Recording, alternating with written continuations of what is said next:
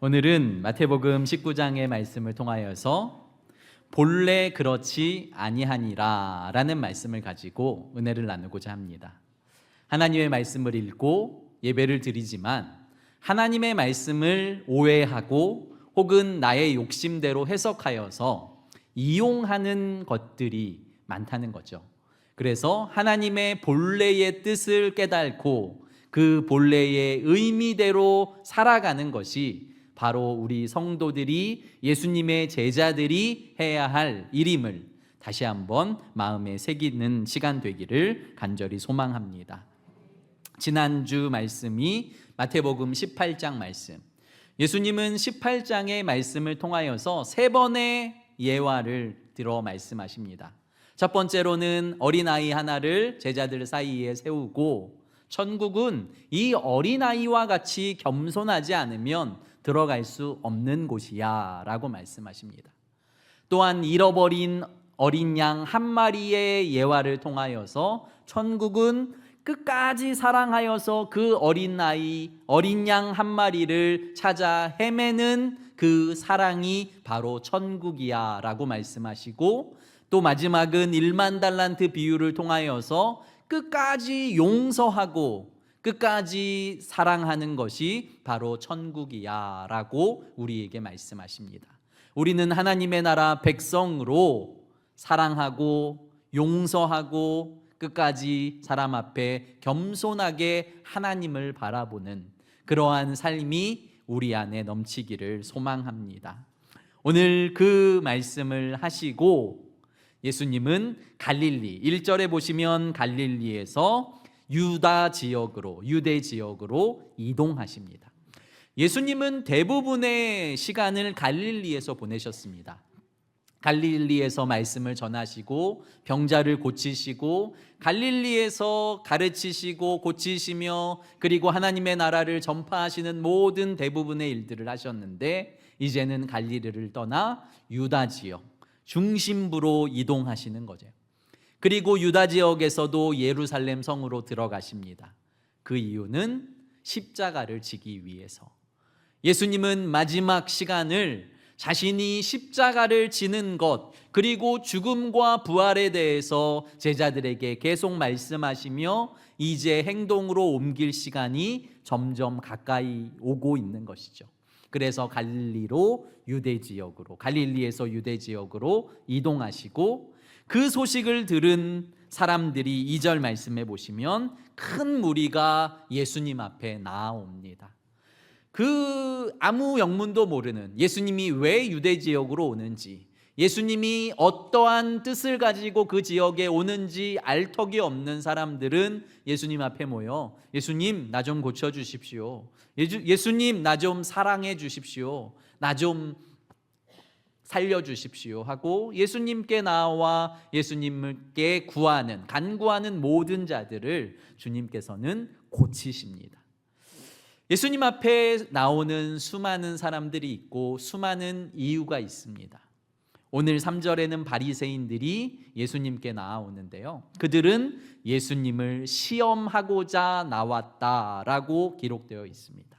종교 지도자들, 하나님의 말씀을 다 알고 외우는 사람들, 그 사람들이 예수님께 나와 하는 일은 예수님을 시험하여 넘어뜨리게 한 것이었다는 거죠.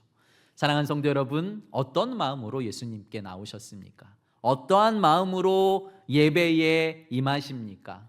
정말 주님의 사랑과 주님의 은혜에 대한 갈급함, 그리고 주님을 만나고 주님의 말씀에 깊이 매료되기 위한 믿음을 가지고 주님 앞에 나온 성도 여러분들 되시길 축복합니다.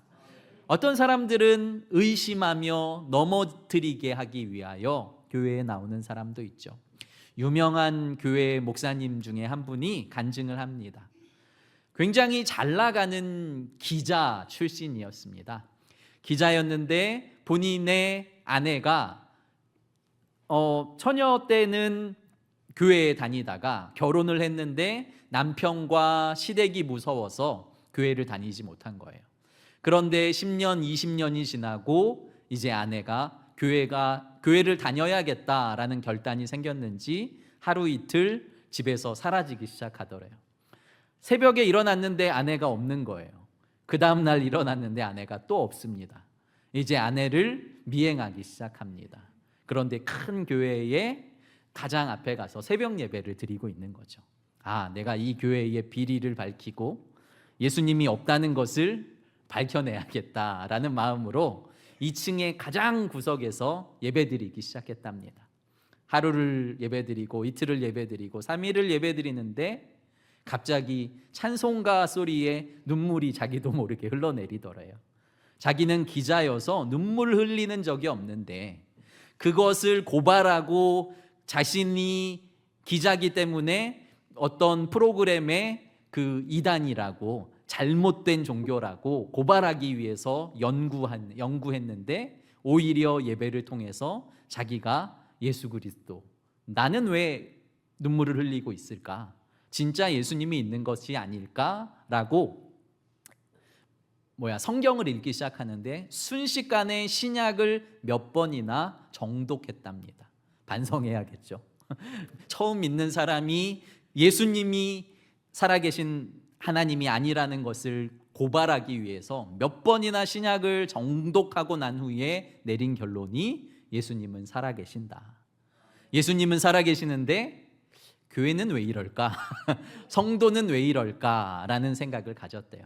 그래서 진짜 교회다운 교회, 성도다운 성도가 되기 위해 본인이 목회의 길, 기자의 길을 내려놓고 목회의 길을 택했다라는 목사님의 간증을 들었습니다.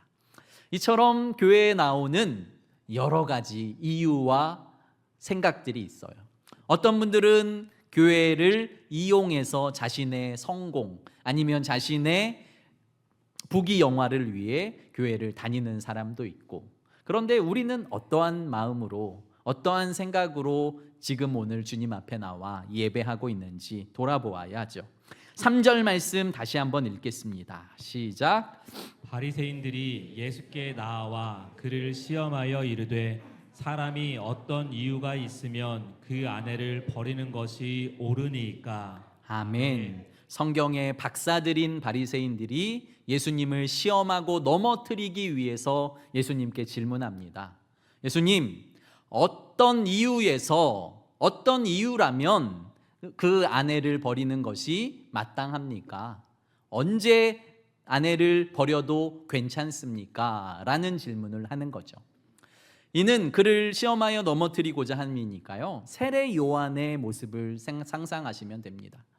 그 당시에 그 지역을 지배하고 있던 헤롯 왕, 그 헤롯 왕이 자신의 아내를 버리고요, 자신의 이복 동생의 아리따운 아내를 뺏어서 자신의 아내를 삼고 있는 거예요.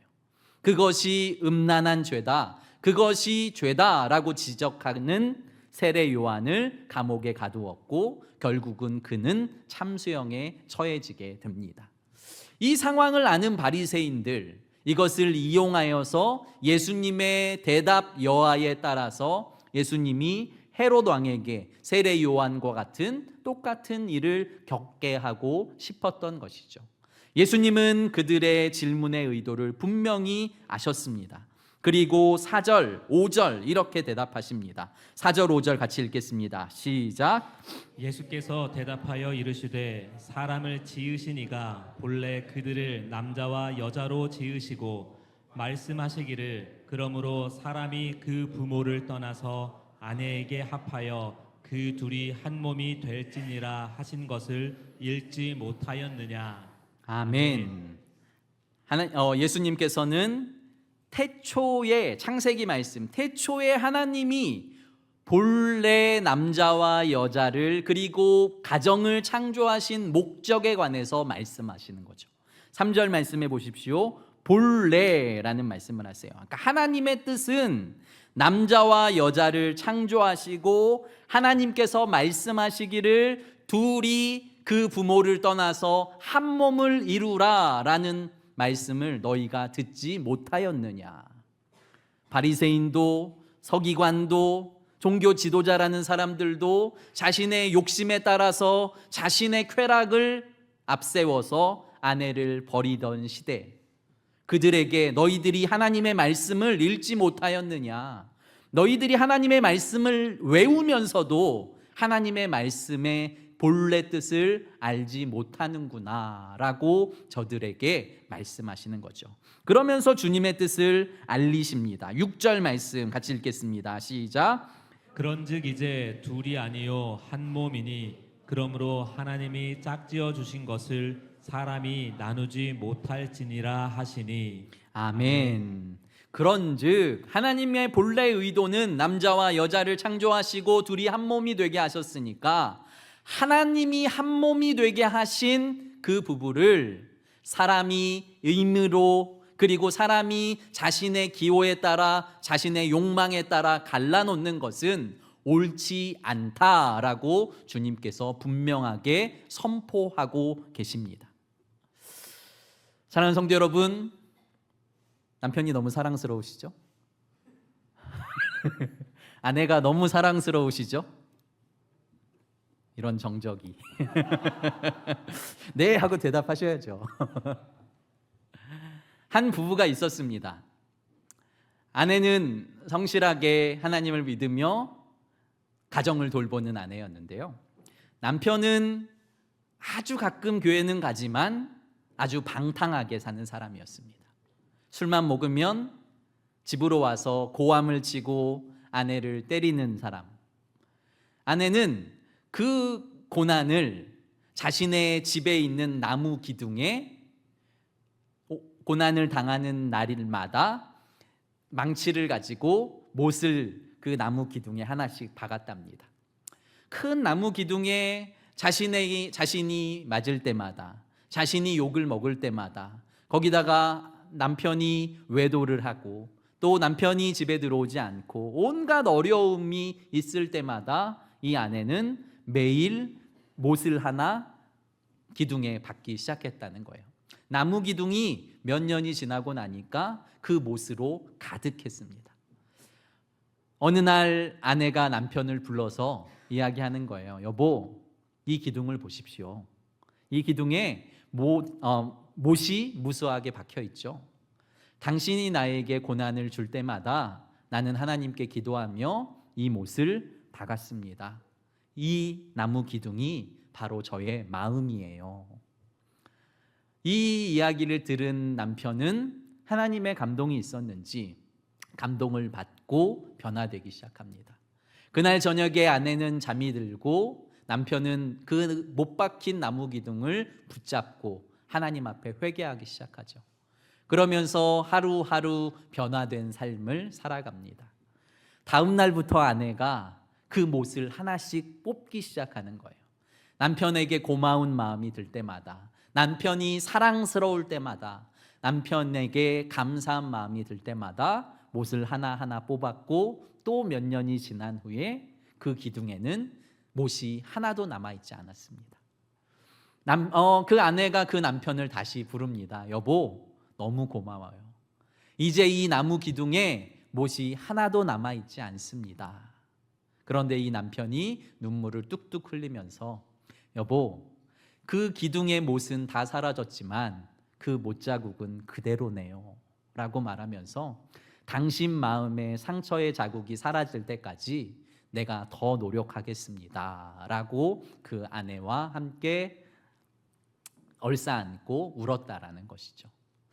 사랑하는 성도 여러분, 어려움 없는 가정 없습니다. 고난 없는 부부 생활 없습니다. 그러나 그 고난의 순간에 우리는 그리스도인임을 잊지 말아야 하는 거죠.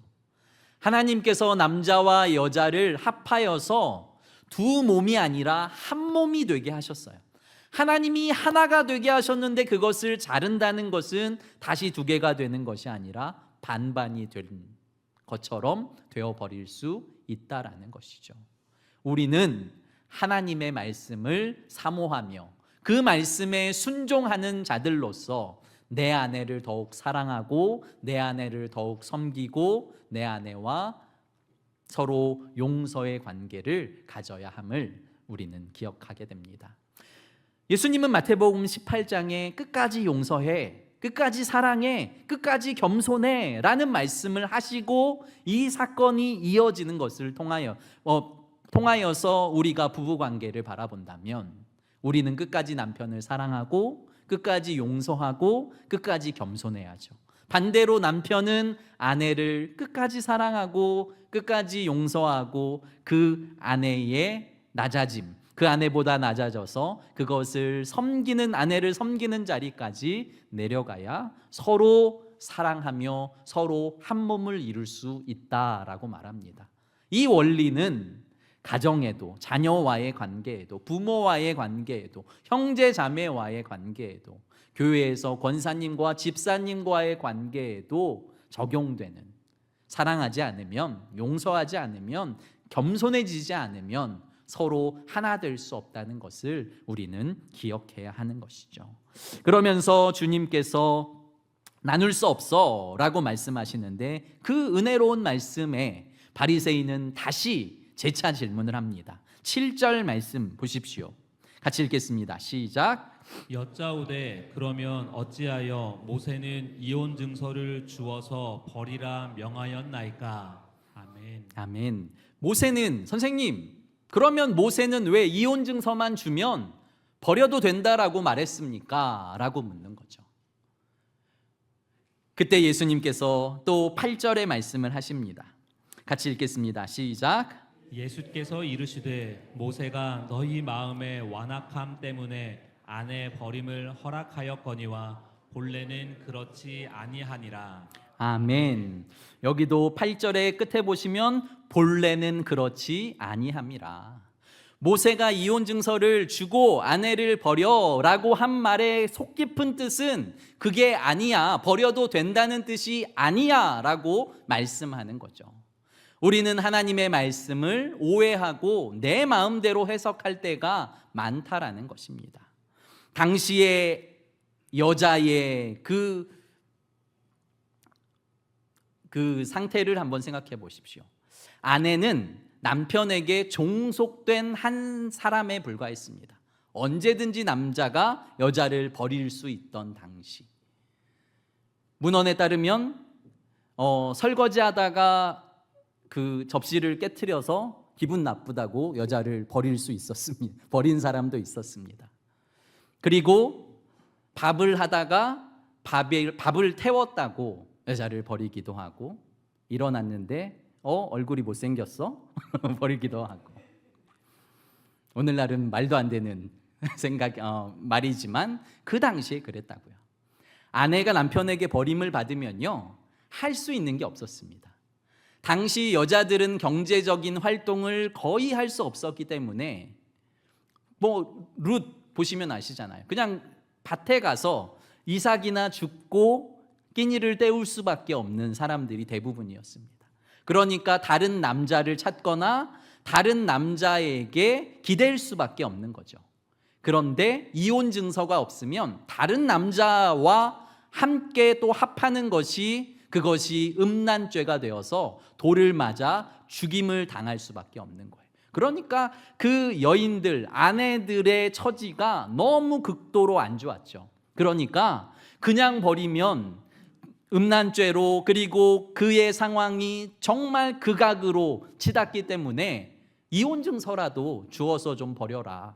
그래야 다른 남자에게라도 시집가고 다른 남자로부터라도 삶의 안정을 찾을 수 있기 때문에 그렇게 해라 라고 말씀했다는 거죠.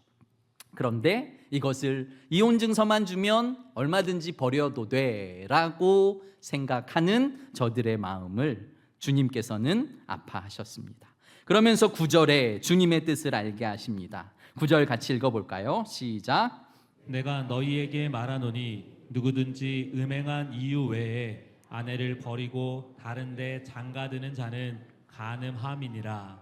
아멘. 얼마든지 아내를 버리고 다른 여자를 또 취하고 또 취하던 그 상황에서 주님께서는 음란한 여자 외에는 버리고 다른 데 장가드는 것은 그가 음란한 거야, 그가 바로 죄인인 거야 라고 말씀하시는 거죠. 그러니까 남자와 여자가 부부의 연을 맺었다면 어떠한 이유에서든 헤어지지 않는 게 중요하고, 정말 음란한 여인, 정말 회복할 수 없는 남자라면 그 이혼은 주님께서 허락해 주고 계심을 우리는 기억해야 합니다. 저도 딸 가진 아버지니까요. 일부 예배 위험했는데 딸 가진 아버지니까 내 딸이 결혼을 했는데 만약에 미래에 남자에게 맞고 온 거예요, 친정에. 근데 그거를 몇 번 반복해요. 그러면 나는 그래도 참아, 끝까지 용서해, 마태복음 18장 알지? 끝까지 참아야 돼 라고 말할까요? 저는 당장 이혼하라고 당장 끝내고 오라고 저의 딸에게 저는 분명히 그렇게 말할 것 같습니다. 그럼에도 분명한 것은 하나님께서 가정을 이루게 하셨고 하나님께서 연합하여 하나 되게 하셨는데 순간의 기분 그리고 순간의 결정이 이혼으로 이어져서는 안 된다는 거죠. 요즘에 이혼하는 사람들이 많아졌잖아요. 그런데 가장 많은 이유 중에 하나가 성격 차이 때문에 이런 이유는 사실 그 속은 알지 못하겠지만 이혼할 대상이 아니죠. 그러나 또 분명한 것은 어떤 이유에서건 정말 신중하게 이혼했다면 그 이혼한 사람이 저는 교회에서 대접을 받을 수 있어야 된다고 생각합니다. 오히려 세상에서는 이혼한 사람들이 살아갈 수 있는데요. 이혼한 사람이 교회에 오는 게 왜 이렇게 어려운지, 교회에서 예배드리면 이 사람 저 사람 눈치를 보게 되고요. 이혼한 사람의 자녀들까지 아픔을 당하는 경우들을 종종 바라보게 됩니다. 전에 사역하던 교회에서도 이혼한 가정은 그 교회를 떠나서 저희 교회로 온 집사님이 계세요. 그들을 보면서 왜 교회가 품어주지 못할까? 왜 우리는 그 이혼한 것을 그렇게 친정 아버지면 친정 어머니면 그렇게 대하게 될까? 그게 아니라 정말 이혼을 막지만 어쩔 수 없이 이혼하게 된다면 그들도 교회에서 차별받지 않고 그들도 교회에서 기쁨으로 하나님을 예배할 수 있는 자리에 앉아있는, 위로받고 회복되고 새롭게 될 수 있는 한 사람으로 남자든 여자든 앉아서 예배드릴 수 있는 교회가 되어야 할 줄 믿습니다. 어떤 교회는 남자와 여자가 한 교회에서 이혼을 했어요. 그런데 몇 년간 남자도 여자도 같은 교회를 똑같이 다니는 거예요. 그래서 몇 년간 다시 똑같은 교회 다니다가 다시 합친 그러한 부부도 있다고 들었습니다. 탈무드에 나오는 이야기인데요. 몇 년간 연애를 하고 결혼한 부부. 탈무드니까 아주 옛날 이야기잖아요. 너무 사랑했습니다. 11명의 자녀를 낳은 거예요. 11명의 자녀를 낳고 오랜 생활 살다가 이들이 어떤 트러블이 생겼는지 이혼하기로 결정한 거예요. 그랬는데 자녀가 11명이니까요. 서로 6명의 자녀를 데리고 가겠다고 서로 싸우기 시작하는 거예요. 내가 6명, 당신은 5명. 또 반대편이 내가 6명, 당신은 5명. 안 되니까 랍비에게 갑니다. 선생님, 우리가 아이가 11명이어서 도저히 이렇게 아이를 반으로 쪼갤 수도 없고 저희는 어떻게 해야 합니까? 랍비가 당연히 생각이 있습니다. 지금 당장 가서 아이를 1명 더 낳으십시오. 그래서 12명을 만들어서 6명씩 나누면 됩니다. 그 지혜가 대단했던 거예요. 그러니까 이 부부는 다시 잠자리를 갖고 정말 아이를 베고 1년 후에 아이가 태어납니다. 그런데 쌍둥이. 이번엔 13명이 된 겁니다. 이걸 어떻게 하지? 하나님이 그 가운데 함께 하셨다는 것을 믿고 이 두 부부는 서로 사랑하고 서로 용서하고 다시 끝까지 서로의 연분을 끊지 않고 살아가기로 결단했답니다. 잠깐은 욱할 수 있고요. 잠깐은 싸울 수 있습니다. 그러나 주님의 마음으로 용서하고 인내하는 것, 그리고 그것이 상대방도 회개하고 용서하는 일이 서로 겹쳐야, 그러니까 서로 용서하고 서로 인내하고 서로 사랑할 때에 부부의 원만한 관계가 유지되고, 그것이 가족 간에도, 그것이 교회 안에도, 그것이 세상에서도 아름다운 관계로 이어지게 될 줄 믿습니다. 그때에 이 모든 말을 들은 제자들이 예수님께 이렇게 말합니다. 10절 말씀 같이 읽겠습니다. 시작. 제자들이 이르되 만일 사람이 아내에게 이같이 할진대 장가들지 않는 것이 좋겠나이다. 아멘. 아멘. 제자들이 말하는 거예요. 예수님, 그러면 우리는 죄짓지 않기 위해서 장가 안 들고 싶습니다. 장가 안 가는 게 좋겠습니다. 라고 말합니다. 이것도 좋은 방법이겠죠? 그런데 예수님은 말씀하십니다.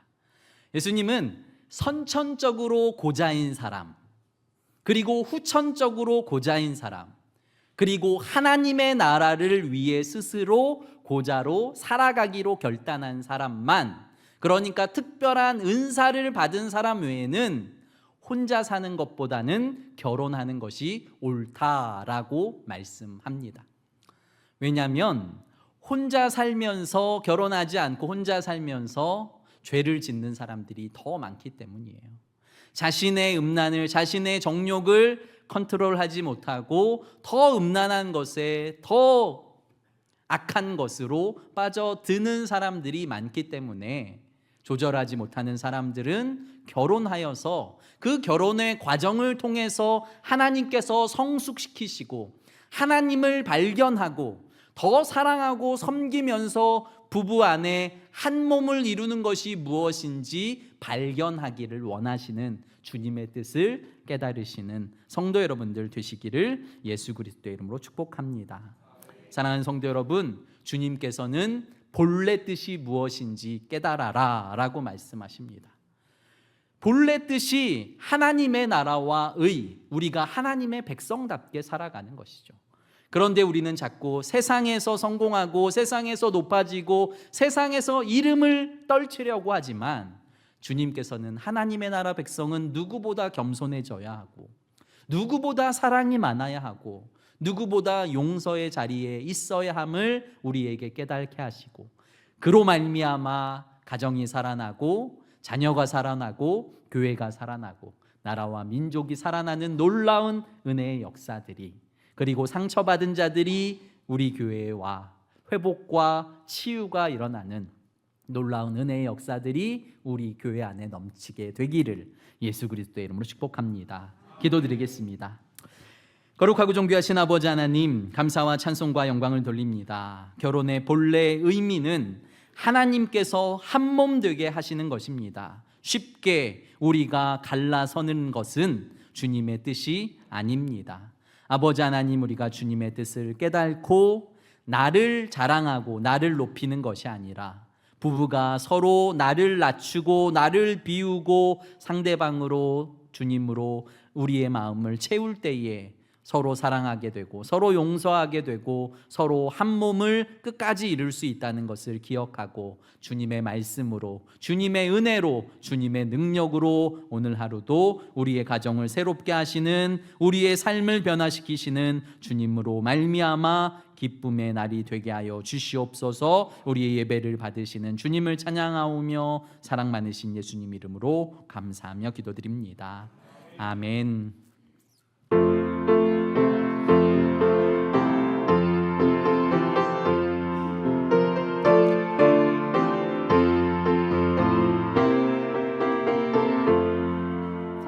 나 이제 주님의 새 생명 얻은 몸, 옛 것은 지나고 새 사람이로다. 그 생명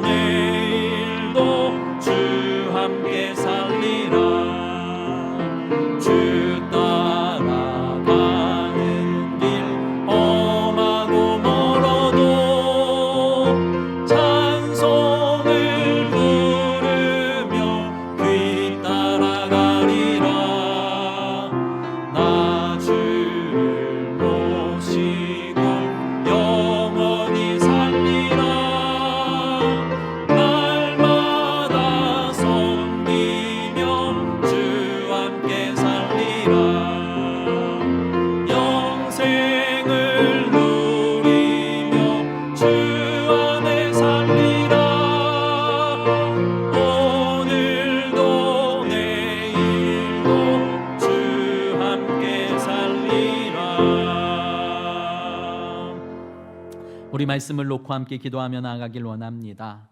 하나님, 주님의 깊은 뜻, 주님의 본래 뜻을 알게 하여 주십시오. 그래서 내 멋대로 판단하고 내 멋대로 말씀을 이용하는 것이 아니라 말씀의 의미를 깨닫고 그 말씀에 순종하며 살아가게 하여 주십시오. 우리가 말씀에 순종하며 서로 사랑하고 서로 용서하고 서로 낮아질 때에 우리의 가정이 회복되고 우리의 교회가 회복되고 우리의 모든 관계가 회복될 줄 믿습니다. 오직 주님의 뜻을 깨닫게 하시고 주님의 뜻대로 살게 하여 주십시오. 주여, 삼창으로 기도드리며 주 앞에 나아갑니다. 주여, 주여, 주여. 살아계신 아버지 하나님, 우리의 마음과 중심을 아시는 아버지 하나님, 우리의 마음을 주님 앞에 내려놓고 우리의 뜻을 주님 앞에 내려놓습니다. 전심으로 주님의 뜻을 구하며 주님의 방법을 구합니다. 성령이와 함께 하시고 다스리소서. 은혜와 평강을 더하여 주시옵소서.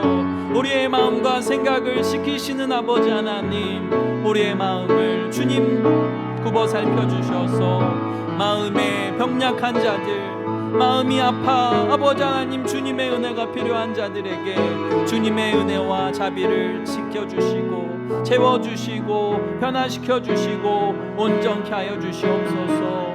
아버지 하나님, 상처난 목자금마다 하나님의 은혜와 하나님의 보혈로 덮어주시고 상처난 아버지 하나님 영혼과 아버지 하나님 마음마다 하나님의 능력을 더하여 주셔서 오직 예수 그리스도의 복음으로 살게 하소서.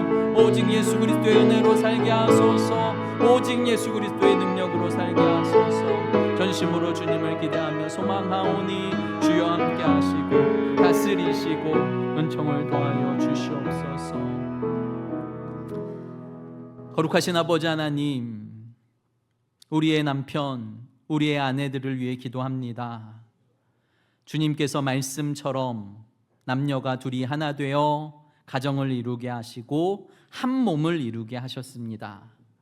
그런데 서로의 마음에 못자국이 있지 않은지, 큰 상처가 있진 않은지 서로 돌아보게 하시고 서로 용서하게 하시고 서로 사랑하게 하여 주시옵소서. 그 못자국을 메울 수 있는 분은 예수님 한 분입니다. 주님의 사랑과 주님의 보혈로 그 못자국을 메우게 하여 주셔서 주님으로 말미암아 우리의 가정이 살아나게 하시고 우리의 부부의 관계가 살아나게 하여 주시고 자녀와의 관계가 회복되게 하여 주시고 부모와 형제, 자매의 관계가 다시 회복될 수 있도록 은혜를 더하여 주시옵소서. 무엇보다 주님을 알지만 주님을 떠난 주의 자녀들 주님 기억하여 주시고 주님의 때를 기억하며 기도하고 있는 아버지 하나님 가족의 그리고 성도의 마음을 기억하여 주셔서 다시 주님 앞으로 돌아와 하나님을 찬양하며 하나님을 예배하며 하나님의 자녀로 살아갈 수 있도록 주님 은혜를 더하여 주시옵소서. 오늘도 우리의 마음을 드리며 물질을 드리며 삶을 드립니다. 모든 것이 주님께로 붙어왔음을 믿음으로 고백하며 드리오니 하나님 기쁘게 받으시고 하나님의 나라 확장을 위해 사용하여 주시고 주님의 백성들이 이 세상에서 하나님의 뜻대로 살아갈 수 있도록 성령의 충만함을 주시고 주님만이 주실 수 있는 평강과 기쁨과 은혜와 감사가 넘치게 하여 주시옵소서. 우리와 함께 하실 주님을 찬양하오며 사랑 많으신 예수님 이름으로 감사하며 기도드립니다. 아멘.